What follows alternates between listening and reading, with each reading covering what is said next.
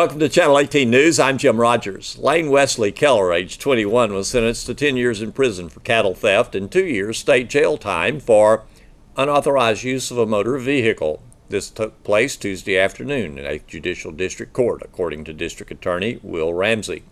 In October of this year, Keller, at his attorney's office, had confessed to investigators his involvement in the theft of the cattle in Hopkins County.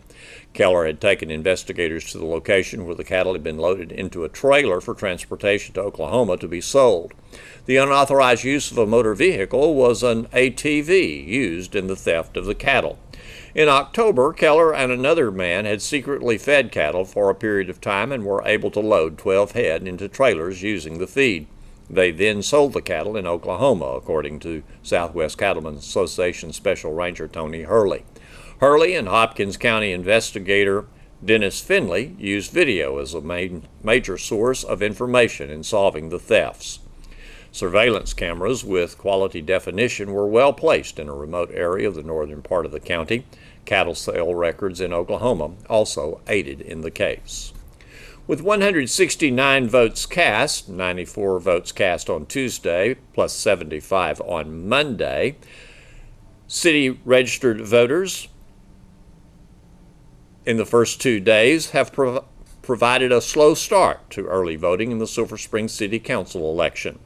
Place 1, Place 2, and Place 3 are on the ballot, and each place has 2 candidates. In Place 1, Erica Armstrong is challenging incumbent Craig Johnson. Place 2, incumbent Clay Walker chose not to seek re-election. Vying for that place are Sarah Gibson and Jimmy Lucas. This is Gibson's first run as a candidate. She has prior experience on a city board and is the daughter of past councilman and mayor Bill Watts. Lucas has unsuccessfully sought election to city council before. Place 3 sees incumbent Oscar Aguilar challenged by Norman Sanders.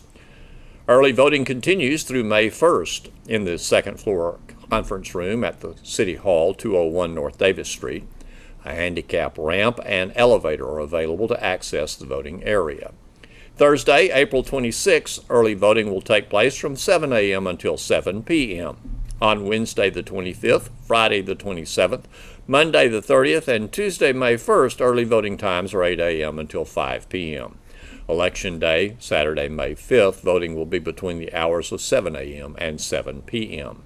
Although the name of 2 candidates who have withdrawn from the race remain on the ballot, any vote cast for either candidate will not be counted, according to state law passed in the most recent legislative session.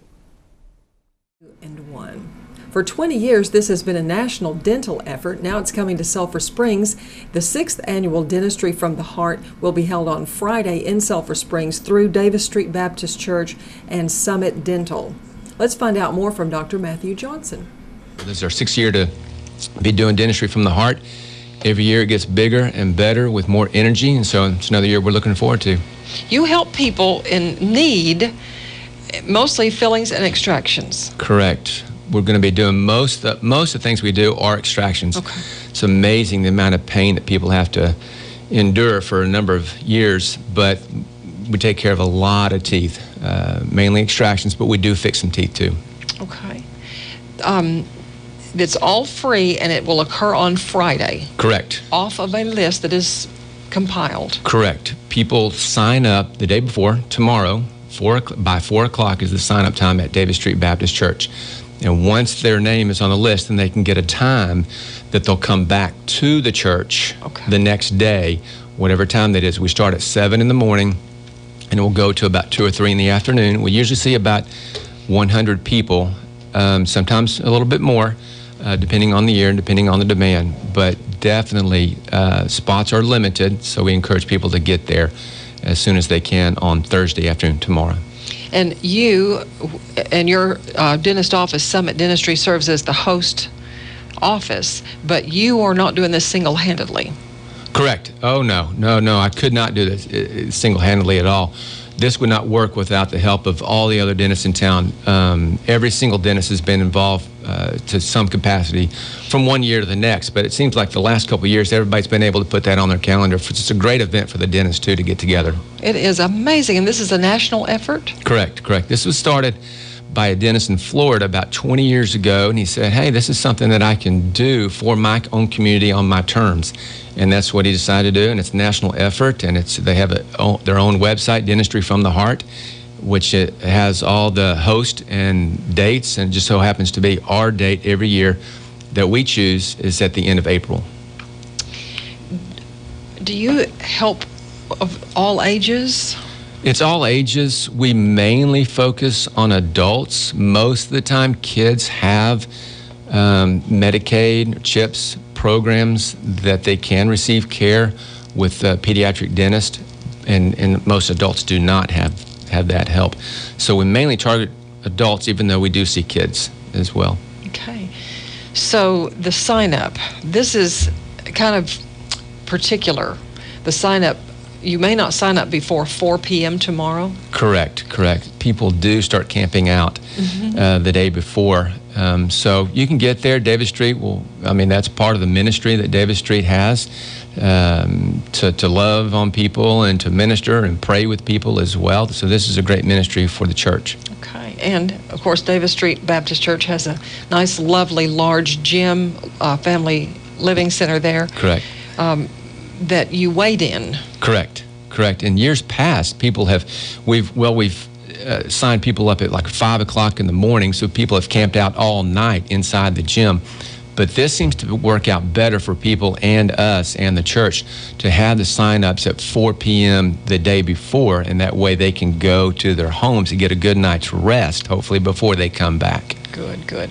Well, do they need to reserve a large part of Friday, not knowing exactly when they're going to get in the dentist chair? The last couple of years, we've been able to be more efficient and kind of target a time so they don't have to camp out with us at the office all day long. We have like 3 or 4 different waves. We call it waves of people coming by, about 30 to 35 at a time. And so you can get a morning wave, mid-morning, or afternoon wave, so you don't have to be there the entire time. You just have to be at Davis Street Baptist Church when you're supposed to be there on Friday. Well, Summit Dentistry is a beautiful building, beautiful lot, but you must have a lot of dental stations in there. We do. We've been blessed with a nice building and a great facility. So we said, hey, let's make use of this. Let's honor God, and let's have a ministry and do what we think we need to do. I think that's beautiful.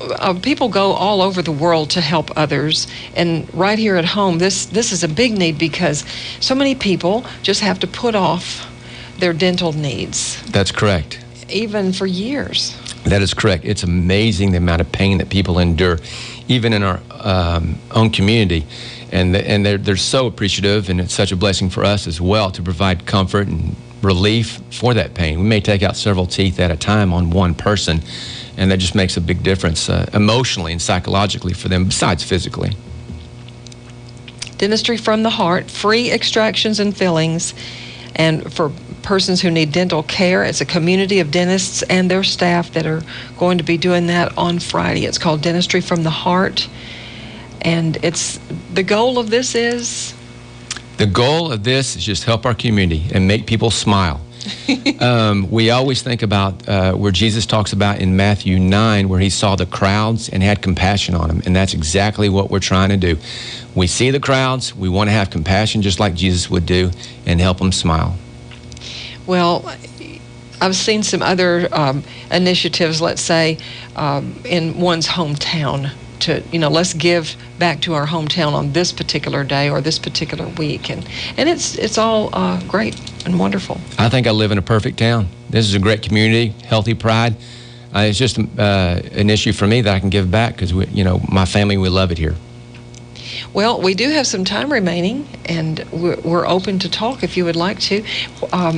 Your background and training, if you'd like to, and how you came to put in Summit Dentistry here. Sure. We've been here almost 20 years. Cannot believe it's been that long. I've got family from Hopkins County, distant family from the 1800s, but I did not grow up here, but I got here as soon as I could. I grew up in Conroe, Texas, went to Hardin-Simmons University, then went to dental school in San Antonio, and then I did a residency out on the East Coast in Charleston, South Carolina. And then I was a commissioned officer in the United States Public Health Service on an Indian reservation in Montana, the Northern Cheyenne Indian Reservation. And then from there, had to get back to Texas, and good food and family. And so that's where we wanted to raise our family, next to our parents or close by in Texas. So that's why we're here. Okay, and have raised children here? And raised the children here in the perfect town. It's great. You make a real good speaker for us here. Thank you. Dr. Matthew Johnson, local dentist, and part of the Dentistry from the Heart event on Friday. And so, again, if you'd like to receive care, there's still time to sign up because the sign-ups have not even started. Right. 4 p.m. tomorrow, but get there early. You want to get there early in the morning at 1 and hang out. The church will be open for people just to kind of hang out and line up, and we've got a system down. My staff is wonderful. Every year we seem to get it down to more of a science. I just say, all right, here, let's set the event, and then my staff, they've all done it. This is their thing. I think it's wonderful about the different dentists involved and their staff, because their staff, they don't pay their staff on this day. Everything's free. The staff volunteer themselves. We have at least, 50 to 75 volunteers. We have sponsors. Alliance Bank is sponsoring cooking lunch for all the volunteers. We have Coffee Off the Square that's providing breakfast for us, and then we have contributors for the T-shirts and all the other supplies that we have to have, filling materials and gauze and anesthesia. So it's a big event that we prepare for. So my staff is wonderful. I just say, set the date. Okay, here's what we want to do, and they run with it. They know what each of their roles. They do the same role every year, and so they know what they're doing. The line that you mentioned on Thursday, a line may and probably will form awaiting that 4 o'clock sign-up time. Correct. And the closer you are to the front of the line, the earlier your time slot will be. Correct. Okay. Correct. Okay, and that's basically it. It's simple, and that's what you got to do if you want to participate in Dentistry from the Heart. Yep. Okay. Come by and see us. And you mentioned this morning, or say that you heard us mention, Administrative Professionals Day. Now, if you have any administrative professionals, you could just add a little free shout-out. There you go. There you go. Thank you very much for reminding me as I was driving here for the interview this morning that I was reminded of that. And then shortly after you reminded us, my wife said the same thing. You may need to drop by and pick up something for your administrator and tell them how much you appreciate them. And you were talking about anybody. Give thanks to everybody for whatever they do. There's much to be thankful for. We need a lot of encouragement. Thank you, Dr. Matthew Johnson. Thank you. For what you are doing for our community. Appreciate it. Thank you. Here's Don Julian with sports. The Wildcats baseball team lost their first game at New Wildcat Park Tuesday night as Greenville shut out the Wildcats 3-0. The Wildcats only had one hit. The Wildcats are now tied for second place in district with Texas High with 8-3 records. Hallsville is in first place at 9-2. After the game, I talked with Wildcats baseball coach Jared Hammock. It's very disappointing to lose at home and then to lose under the circumstances, knowing that, we needed to win out to kind of be a district champ, and we got help like we needed. I think it looks like T-High is going to beat Hallsville tonight. If we'd have just taken care of our business and then beat Hallsville Friday, we'd have been a sole district champ. Now, probably the best case scenario is we're tied for first after Friday night, and then have to go into that playoff system. So we're not swinging a bat real well. We're not getting very good at bats from key people. If you'd have told me Payson and Jackson would have combined for 3 runs, I would have been ecstatic and figured we'd have scored at least 4, 5, 6, 7, somewhere in that range. But we're just not swinging a bat. Very few hard hit balls even tonight. I think we had one hit. Is that right? We had one hit. Payson down the right field line. Solid hit. It was. And we hit a few balls hard, but just, it seemed like any ball we did hit hard was right at somebody.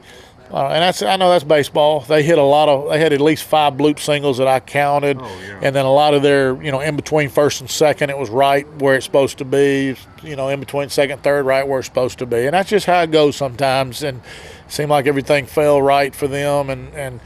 But again, to me, you make your own luck, and we just didn't have very many good at bats. The kid's a good little lefty for sure. He's the one that beat Hallsville over in Greenville. However, he only threw fastball. So when you can eliminate a curveball and a changeup, and you can just sit fastball in your location, you should be able to put more barrel on the ball more consistently than we did tonight.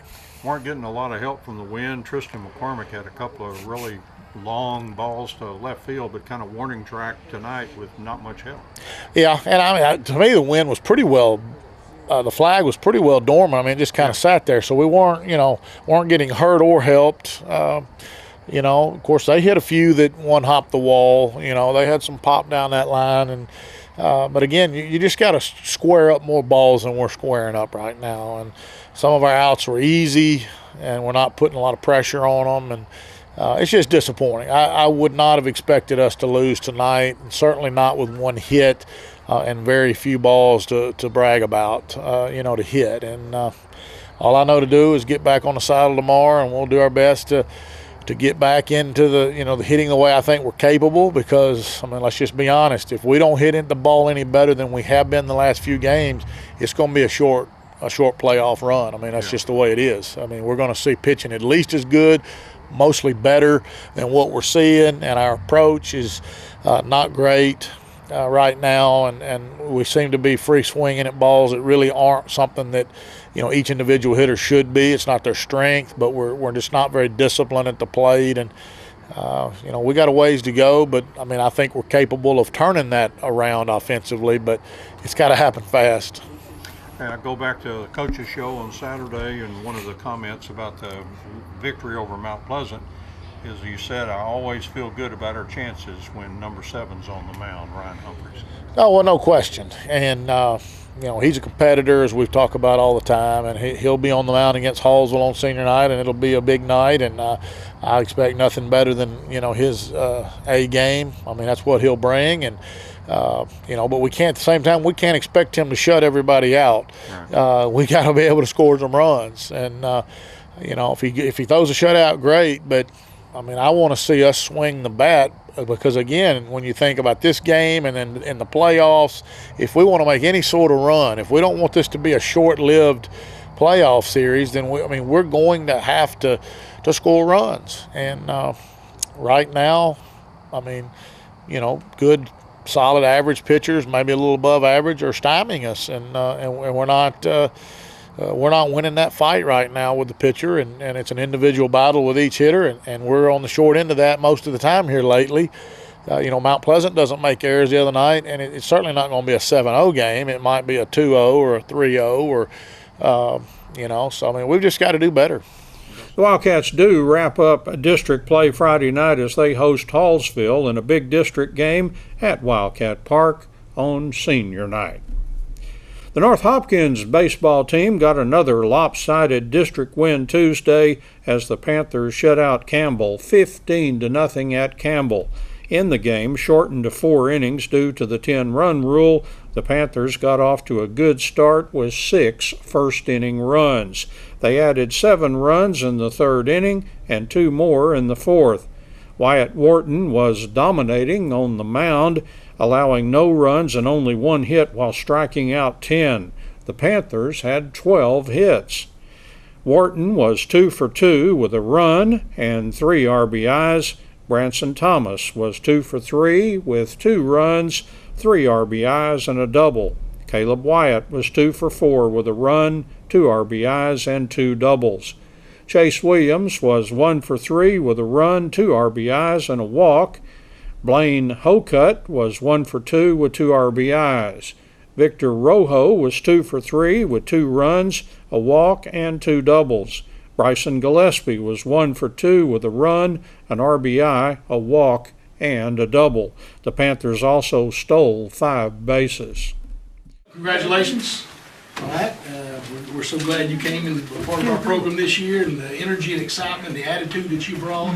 You just continue to get better as the year went on. So, and we're thrilled for you now. You get to continue your education and an opportunity to play at ATBU. So congratulations, Mom and Dad. Congratulations you guys too. And it's a cool deal. So do it, man, sign the paper. Wildcats senior defensive lineman Vuk Susik signed a letter of intent Wednesday to play college football at East Texas Baptist University in Marshall.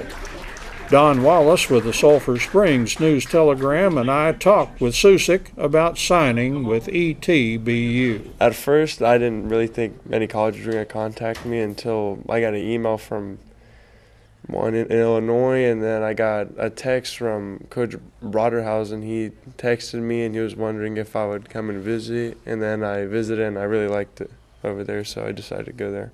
Nice campus in Marshall there. Yeah. All right. What kind of plans do they have for you? Somewhere on the defense or? Yeah, on defensive line, they run a 4-3, so they'll put me on the inside probably, and then and then when I get there, they plan on putting 15 to 20 pounds on me a freshman year. Oh, okay. So that's a challenge, isn't it? Yeah. Yeah. You ever been that heavy before?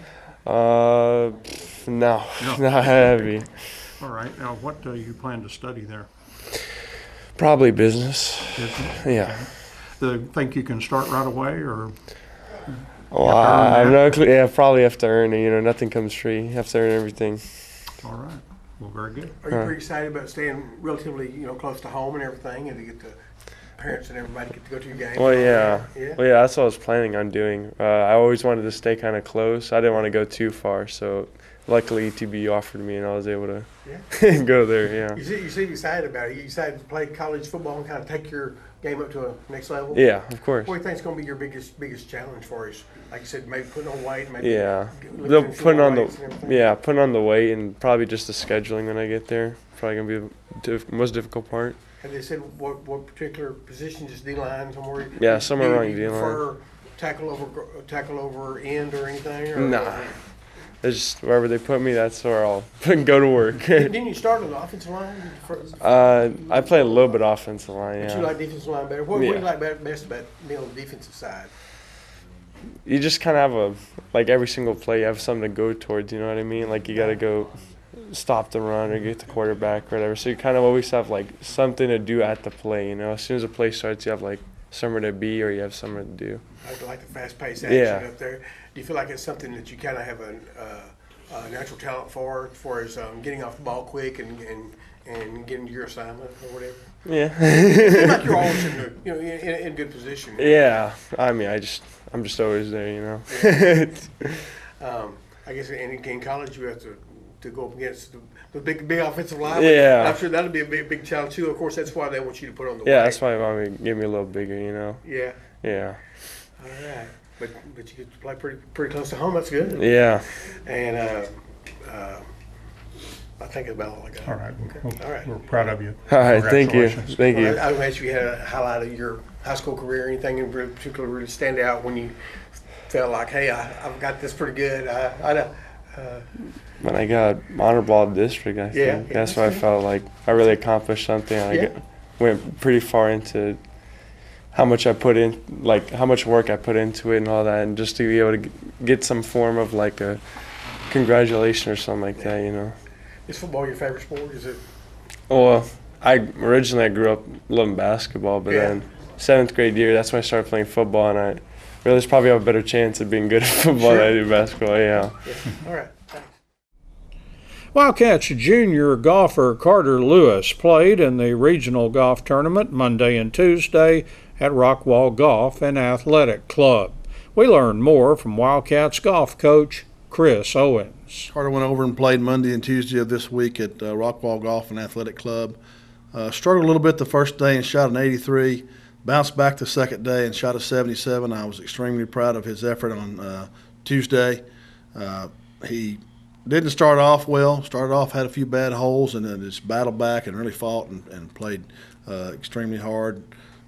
We had a beautiful day yesterday. Conditions were really good to play, and ended up shooting a 77 yesterday, finishing well, getting some great experience. You know, he's just a junior. Mm-hmm. Hopefully the team will get to go back next year, and he'll have all that experience under his belt and pull from that next year and do really well.